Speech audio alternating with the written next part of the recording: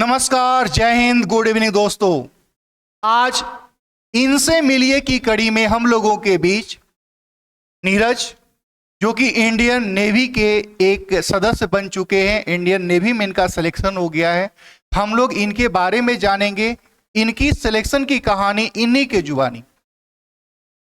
मैं आपसे इनसे रूबरू करवाऊं उससे पहले मैं बता दूं कि इस वीडियो में हम नीरज से क्या जानना चाहेंगे। पहला तो एक भ्रम है हम लोगों का अपने समाज में, अपने स्टूडेंट्स के बीच में, जो कैंडिडेट अपने कैरियर को डिफेंस में बनाना चाहते हैं उनके बीच एक र्यूमर फैला दिया गया कि इंडियन नेवी का जो जॉब है, इंडियन एयरफोर्स या आर्मी का जो जॉब है, पहले परमानेंट होता था, वो 4 साल का हो गया। एक डर बना दिया गया है। मैंने देखा है, मैंने महसूस किया है, मैंने रीड किया इस बात को कि हमारे पूरे भारतीय परिवार में, जहां पे मिडिल परिवार बसते हैं और उस मिडिल परिवार में एक आर्थिक जो कमी होती है या जो पैसों की कमी होती है, आर्थिक तंगी होती है, उससे बाहर निकलने का एक सपना, एक जरिया हुआ करता था हम लोगों का डिफेंस सेक्टर। लेकिन जब ये अफवाह चारों तरफ फैला दिया गया कि ये जो इंडियन डिफेंस का जॉब 4 साल का हो गया है, बहुत सारे बच्चे मायूस हो गए। बहुत सारे बच्चे उसमें अपने कैरियर को सेट करने के बारे में सोचने लगे कि मैं उसमें जाऊं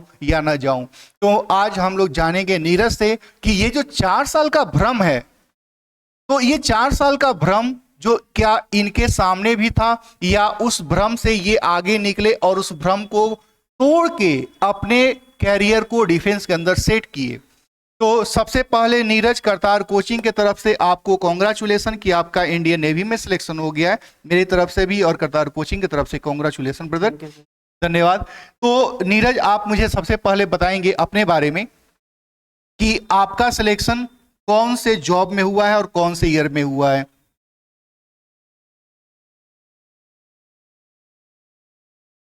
और ये का रिजल्ट पहले आया। जस्ट अभी 2-3 दिन पहले आया है।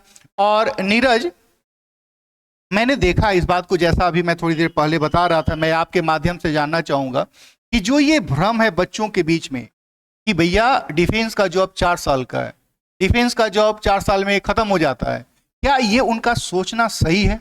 क्या आपको ये डर नहीं लगा कि यार मुझे 4 साल में के बाद बाहर कर दिया जाएगा तो मैं क्या करूंगा, मेरे सामने क्या ऑप्शंस होंगे? तो क्या आप बताएंगे कि इस डर से आप कैसे बाहर निकले? सर मेरे घर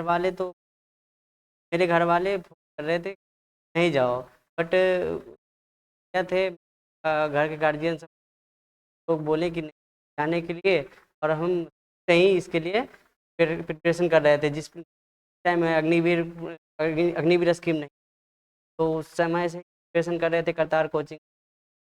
बाद जब एग्जाम दिए बार भी हुआ, 50 आउट हुए। सेकेंड बार भी बाद दिए तो आउट हुए। ऐसे ही प्रोसेस करते करते नेवी का फर्स्ट अग्निवीर आया तो उसमें नहीं किए थे। सेकेंड बैच आया तो उसमें सिलेक्शन। और देखिए, जैसा इन्होंने कहा कि मैंने कहा कि जहां पे लोग, बहुत सारे स्टूडेंट डरे हुए हैं कि यार 4 साल का है कि 40 साल का है, इस ऊहापोह की स्थिति में है, तो नीरज ने कहा कि मैं लगातार प्रयास किया और मैं फेल भी हुआ। फेल होने के बाद मेरा सिलेक्शन हुआ। अब आपको ये सोचना है, आपको ये पॉइंट देखना है। अच्छा नीरज, आप ये बताइए, मेरे आपके जो जूनियर्स हैं या आपके हम उम्र होंगे या फिर आपसे कुछ सीनियर भी होंगे, महज आपकी उम्र 18 साल है और 18 साल में आपका सिलेक्शन हुआ है इंडियन नेवी में, आपका मंथली सैलरी और जो मिलेगा, आप अभी तक अपने पेरेंट्स से पैसा लेते थे लेकिन अब आप पेरेंट्स का सपोर्ट कर सकते हैं अपने इकोनॉमिक क्षेत्र में। तो जो ये बेस मिलता है आपको या आप जैसे स्टूडेंट जो सेलेक्ट होते हैं इंडियन डिफेंस के अंदर, क्योंकि आपने देखा है 16.5 साल की उम्र में हम लोगों को इंडियन डिफेंस सर्विस शुरू करती है, बाकी कोई जॉब नहीं शुरू करता है, और इतनी छोटी सी उम्र में आप सेलेक्ट होते हैं तो एक बैकबोन हम लोग बन जाते हैं। लेकिन मेरा क्वेश्चन उस पॉइंट पे है कि जो 4 साल का जॉब है, क्या जो बच्चे ये सोच रहे हैं कि यह 4 साल का जॉब है, 4 साल के बाद मुझे बाहर कर दिया जाएगा, उनका सोचना ये सही है या उनका सोचना गलत है, या उनको अपनी सोच कैसे बदलनी चाहिए? सर मेरे हिसाब से लगता है जैसे 4 साल का जॉब है, 75% रिलीज कर देंगे, 25% अंदर ले लेंगे। 25% में हम आ सकते हैं, प्रयास करेंगे जरूर आएंगे। और उसके बाद अगर 75% में हम निकल भी गए हैं तो उसके बाद पैसा तो मिलता है, जिसके कारण बिजनेस या कुछ प्रिपरेशन करते रहेंगे अंदर में, आगे बढ़ सकते हैं।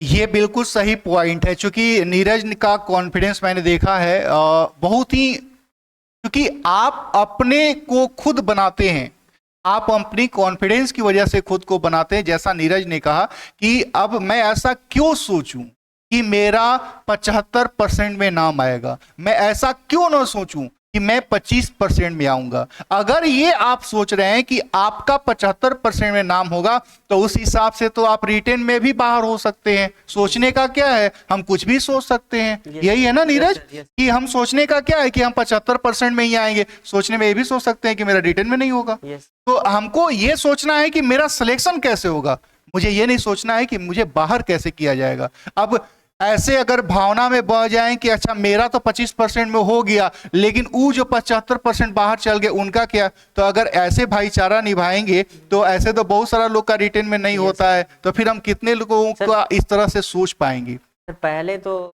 नेवी में एक ही एग्जाम होता था, अब इस बार अग्निवीर के बाद उसके बाद इंडियन नेवी में भी 2-2 एग्जाम लेने लगे। इसके प्रति तो लगता है कि 25% है, तो उसके बाद भी लगता है कि निश्चित तौर पे ये नीरज कहना चाह रहे हैं कि पहले एक एग्जाम में हम लोग सिलेक्ट हो गए और आगे बढ़ जाते थे, लेकिन अभी मेरा कॉन्फिडेंस ये इस लेवल का बढ़ गया कि हम पहले स्टेज में भी पास हो गए, दूसरा स्टेज का हुआ उसमें भी पास हो गए, तो अगला जो हम लोग का 25% का रिजर्वेशन है या रखा जाएगा, निश्चित तौर पे हम उसमें भी आएंगे। क्या आप ऐसा ही कहना चाहते हैं?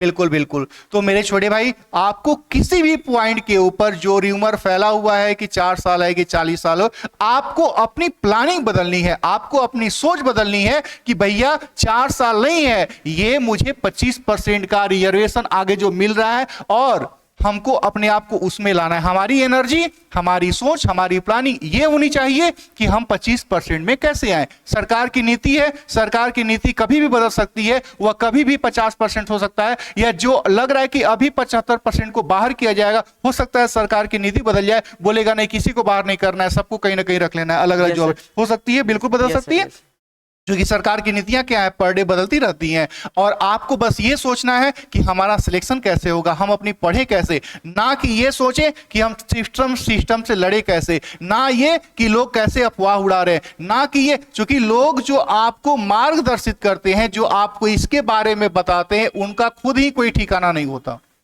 तो आप दूसरे का खुद का ठिकाना नहीं है, उनकी बात को सुन के आप आगे बढ़ेंगे, और बिल्कुल नीरज जैसे बहुत सारे स्टूडेंट आपका जॉब छीन लेंगे, जो अपने आप को सिलेक्ट होकर आगे बढ़ा लेंगे, और आप यही बैठे बाहर देखते रहेंगे, अच्छा ये 4 साल है कि 40 साल है, ये ऐसी वापो की स्थिति में बने रहेंगे।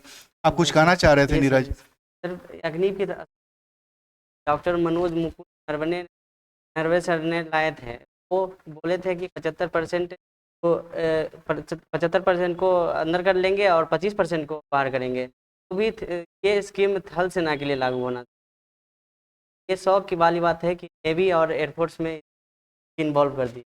ये अलग बात है कि सरकार की इंटरनल पॉलिसी क्या रहेगी, डिफेंस की क्या रहेगी, लेकिन जो अभी सिचुएशन हम लोगों के पास है, हम लोगों को उस पर सोचना है कि अगर सिलेक्शन चाहे जैसे हो, जिस रूप में हो, मेरा ही होगा, मैं ही हूं, चाहे सीट 40 हो, 400 हो, 4000 हो, चाहे जितनी भी सीटें हो, मेरा ही सिलेक्शन होगा। हमको उसके लिए प्लानिंग करनी, उसके लिए सेटअप करना। एक बात और बताएंगे नीरज कि करतार कोचिंग आपके सिलेक्शन में कैसे सपोर्ट किया? करतार कोचिंग में जब आपने सोचा, पढ़ा, जिस उम्मीद के साथ आए थे, क्या उस उम्मीद पे आप खरे, क्या करतार कोचिंग खरा उतरा? यस सर, करतार कोचिंग पढ़ने में प्रकार शुरू 2021 में पहला फॉर्म भरे थे, उसका रिजल्ट नहीं आया था। उसके बाद प्रिपरेशन करते रहे, मॉक टेस्ट लगाते रहे, करतार कोचिंग पे लगाते रहे, परचेज कर करके बाद एग्जाम दिए। तो धन्यवाद। बिल्कुल, मुझे उम्मीद है कि आप इस पॉइंट को ध्यान से सुने होंगे कि नीरज का ओपिनियन 4 साल और 40 साल के प्रति क्या है, परमानेंट और बाहर होने के प्रति क्या है। कॉन्फिडेंस खुद पे होनी है, ना कि सिस्टम पे और र्यूमर पे केयर करना है। तो आज इनसे मिलिए कि इस कड़ी में हम लोग नीरज के साथ अपनी बात को यहीं पे एंड करेंगे। फिर नेक्स्ट क्लास में नेक्स्ट वीडियो में, नेक्स्ट सेशन में हम एक नए कर्मवीर योद्धा से आपको मिलाएंगे और उनका ओपिनियन जानेंगे कि 4 साल और 40 साल का जो भ्रम फैला है उनमें उनका क्या ओपिनियन है। क्योंकि ये सारे के सारे लोग सिलेक्ट हैं और हमारी अपनी प्लानिंग कैसे हो इनसे सीखनी है, और निश्चित तौर पे मैं इनसे इनके प्लानिंग के बारे में आपको रूबरू करवाते रहूंगा कि इनका सिलेक्शन कैसे हुआ। तब तक आज की सेशन में मेरी तरफ से और नीरज की तरफ से जय हिंद।